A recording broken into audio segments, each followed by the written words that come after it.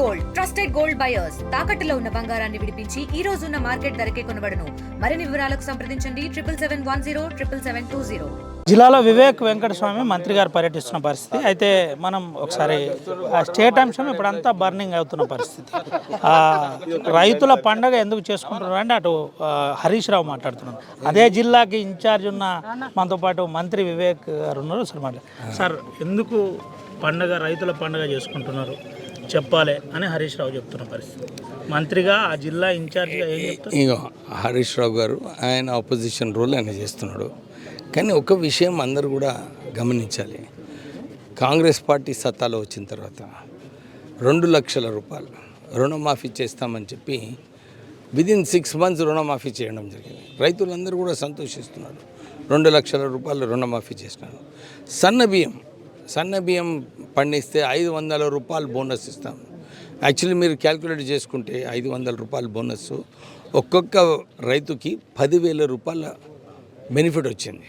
మీరు ఆ 5,000 రైతు బంధు అది తీసినా కానీ ఇంకా 5,000 రూపాయలు ఈ బోనస్ ఇవ్వడం వలన కాంగ్రెస్ పార్టీ రేవంత్ రెడ్డి గారు బోనస్ ఇవ్వడం వలన రైతు లాభం పొందాడు.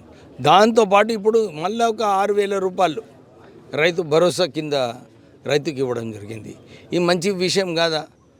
అందరూ కూడా ఎందుకు సంతోషిస్తున్నారు అంటే రైతులు మాకు రుణమాఫీ అయింది, మాకు బోనస్ ఇస్తున్నారు సన్న బియ్యంకి, తర్వాత ఇప్పుడు రైతు భరోసా కూడా 6,000 రూపాయల చొప్పున ఇవ్వడం జరుగుతుంది. అంటే ఇంతకుముందు టీఆర్ఎస్ పార్టీ ఏదైతే మేము రుణమాఫీ చేస్తామని 1,00,000 రూపాయలు 5 సంవత్సరాల తర్వాత ఏదైతే చేశారో కాంగ్రెస్ పార్టీ 2 లక్షల రూపాయల వరకు ఈ విదిన్ 6 months చేయడం జరిగింది. సో రైతులందరూ కూడా నేను అన్ని చోట్ల తిరుగుతున్నాను. ఈ మన ఇందిరమ్మ ఇల్లు ఏదైతే రాష్ట్ర ప్రభుత్వము 10 సంవత్సరాలు టీఆర్ఎస్ ప్రభుత్వము డబుల్ బెడ్రూమ్ ఇల్లు అని చెప్పి ప్రజలకు మోసం చేసిందో, ఈ ఇందిరమ్మ ఇల్లు ఇచ్చేటప్పుడు ప్రజల ముఖాలలో కళ కనబడుతుంది, ఒక నవ్వు కనబడుతుంది. రైతులకు అందరు కూడా అక్కడ రైతులు ఎవరైతే వచ్చారో వాళ్ళు అంటున్నారు, సార్ మేము ఊహించలేదు, మాకు టెంగ్ టెంగ్ టెంగ్ అని చెప్పి మా అకౌంట్లలో రైతు భరోసా పడిందని. సో అందు గురించి సంబరాలు చేసుకుంటున్న రైతులు. 2 సార్లు రైతు భరోసాను కాంగ్రెస్ పార్టీ స్కిప్ చేసింది. అందుకు క్షమాపణ చెప్పాలి రేవంత్ రెడ్డి.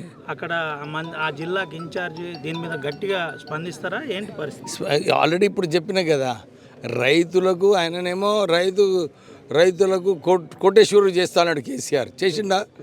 ఆ ప్రశ్న అడుగుతున్నాను నేను. అసలు కాదు, వారు ఏదైతే రైతులకు చేయాలనుకున్నారో కాంగ్రెస్ పార్టీ ఇంకొక 2 అడుగులు ముందుకు పోయింది. సో దట్ ఈజ్ వై రైతులందరూ కూడా ఈరోజు పండుగలాగా చేసుకుంటున్నారు. వాళ్ళందరూ కూడా సంతోషంగా ఉన్నారు. కాళేశ్వరం మీద ముందు నుంచి మీరు చాలా సీరియస్గా ఫైట్ చేశారు. ఇప్పుడు కాళేశ్వరం మీద పీయూష్ ఘోష్ కమిటీ ముందు చాలా సింపుల్ ఉంది. నేను నిన్న ఒక దగ్గర చర్చ అయ్యేటప్పుడు కూడా ఇదే చెప్పినాను.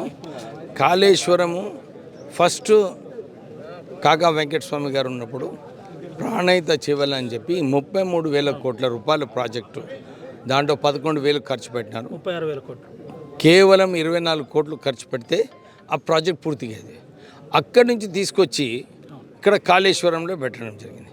ఇప్పుడు ఈ కాళేశ్వరం పెట్టినరు, సరే ఇది చాలా ఉపయోగపడుతుంది అనుకున్నారు. కానీ మనం చూసినాము 2 సంవత్సరాలు అవుతుంది ఈ కాళేశ్వరం ప్రాజెక్టు కూలిపోయింది. ఆ నీళ్ళు వాడటం లేదు, ఆ ఫ్లడ్ వాటర్స్ వాడటం లేదు.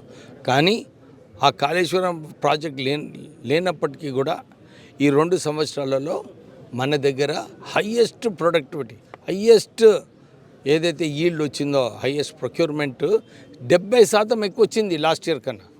అంటే ఈ ప్రాజెక్టు వేస్ట్ అన్నమాట. కాళేశ్వరం ప్రాజెక్టు కేవలము ప్రజల పైసలు 1,00,000 కోట్ల రూపాయలు దోపిడీ కావడం జరిగింది కమిషన్ల కోసం. నేను ఇంతకుముందు కూడా చాలాసార్లు చెప్పిన, ఆ కాంట్రాక్టర్ ఏదైతే ఉన్నాడో ఇప్పుడు ప్రపంచవ్యాప్తంగా ధనికుడు చేసిండు కేసీఆర్. సో ఈ విషయాలు ఉన్నాయి కాళేశ్వరం ప్రాజెక్ట్. చివరిగా మీ ఫ్రెండ్ కేటీఆర్ అంశంలో ఫోన్ ట్యాంపరింగ్ అంశంలో ఏం చెప్పబోతున్నారు? కేటీఆర్ గారు ఎప్పుడు కూడా నా ఫోన్ కూడా చాలాసార్లు ట్యాప్ అయింది. నేను Huzurabad by election, Munugode by election అన్ని ట్యాపింగ్ వలన అన్నీ మా వ్యతిరేకంగా చర్యలు తీసుకోవడం జరిగింది. డెఫినెట్లీ నేను ఇండియన్ టెలిగ్రాఫిక్ యాక్ట్ మీరు అందరికీ గుర్తుందో లేదు, 1990s అమర్ సింగ్ గారు ఫోన్ ట్యాపింగ్ కేసులో కేంద్రం ఒక టఫ్ లా ఫోన్ ట్యాంపరింగ్ మీద చేయడం జరిగింది. క్రిమినల్ కేసెస్ పెట్టాలని చెప్పి పార్లమెంట్లో లా పాస్ కావడం జరిగింది. మా అడ్వకేట్ ఉన్నాడు అక్కడ, వింటున్నాడు. Phone tampering is against the state, అంటే కంట్రీ వ్యతిరేకంగా చేయడం అన్నమాట. సో దీని మీద క్రిమినల్ కేసెస్ పెట్టాలి. ఇంకొకసారి ఎవరు కూడా ధైర్యం చేసి ఇట్లా చేయొద్దు. ఎందుకంటే 33 కోట్లు పెట్టి ఆ మెషిన్ తెప్పించడము, అందరు సొంత పార్టీ వాళ్ళ మీద ఫోన్ ట్యాపింగ్ చేయడము, ఈ ఇష్టం వచ్చినట్టు, ఇది కరెక్ట్ కాదు. ఆ రోజులలో కూడా రాజులు మహారాజులు ఉన్న రోజుల్లో కూడా ఇట్లాంటి వ్యవస్థ కాలేదు. వాళ్ళు చేసినారు, దానికి they have to face the. ఇది పరిస్థితి. తప్పు చేశారు కాబట్టి ఖచ్చితంగా శిక్ష అనుభవించవలసిందే. దాంట్లో నేను కూడా బాధ్యుని.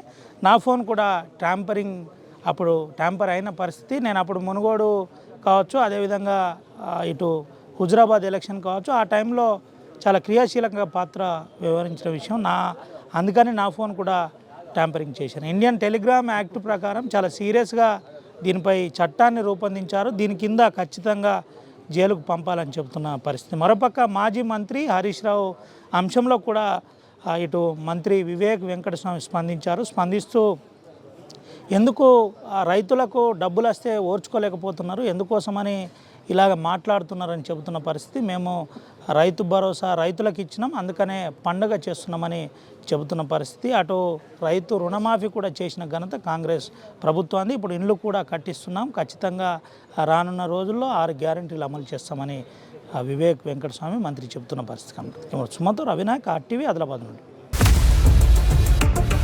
ఇండియా పాకిస్తాన్ ఉద్రిక్తతలపై లేటెస్ట్ అప్డేట్స్ కోసం డౌన్లోడ్ చేసుకోండి RTV లైవ్ యాప్.